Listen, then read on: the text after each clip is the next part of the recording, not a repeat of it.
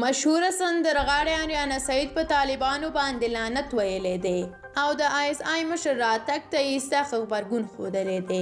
دا چې څه یې ویلي دي کولی شئ په دغه ویډیو کې وګورئ. خو له هر څه مخکې زموږ سوله افغان یوټیوب چینل در سره ضرور سبسکرایب کړئ.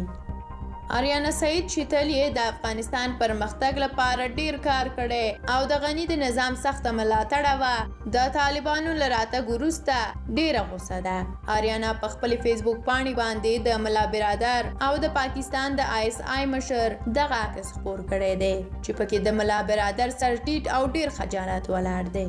هغې لیکلي دي زموږ مشرانو ته شرم او زموږ په ناتوانۍ او ملت پالنې ته شرم پکار دی چې نن موږ د داسې شرمونکو او غمجنو ورځو شاهدان یو. د ISI مشر فیض حمید د هغه همکارانو او د هغوی غلامانو په ویاړ سره د خپلې ډلې بریا د کابل په زړه کې په سرینا هوټل کې ولمانځله. موږ ټولو ته شرم پکار دی. بلخوا بیا د جنرال فیض حمید د راتګ علت هم معلوم نه دی. د پاکستان د څارګرې ادارې له مشر جنرال فیض حمید څخه خبریال پوښتنه کوي چې آیا تاسو به د طالب مشرانو سره ملاقات ولرئ؟ هغه ورته په ځواب کې وایي نه، زه په دې اړه نه پوهیږم.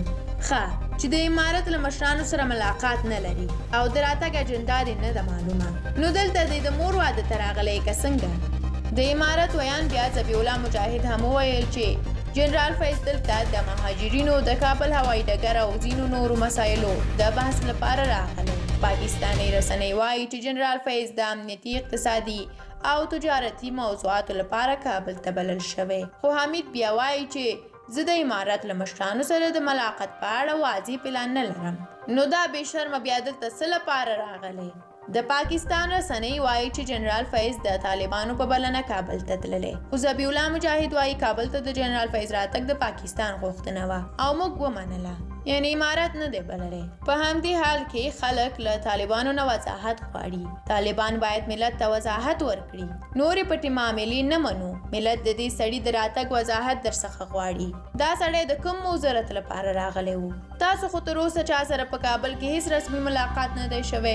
همدې سړي خپلې ښځې امریکایانو ته ګډې کړلې. ستاسو د فتحې په ورځ د ملا عمر قاتل څوک دی؟ د ملا من رسول قاتل څوک دی؟ د ملا ضعیف بې عزتي چا وکړه؟ نه پوهیږم چې 48 ملکونه ماتوی شي. 80,000 بمباریانې د پاکستان څخه چا وکړي؟ ملا برادر چا بندي کړی و؟ که وضاحت نشئ ورکولی بس هماغه پخوانی فلم تکرار دی. داسې پټې معاملې به دې ډېر ژر دا نظام دړې وړې کړي. دلته ډېر غټ غټ قوتونه ختم شوي دي، تاسې لا پکې څه یاست؟ له تاسو هم ډیره زیاته مننه چې د سوله افغان یوټیوب چینل څخه مو دا ویډیو تر اخره ولیدله. زموږ د نورو ویډیوګانو لپاره زموږ د یوټیوب چینل سبسکرایب هیر نه کړئ. تر بیا او بلې ویډیو مو په لوی الله سپارم.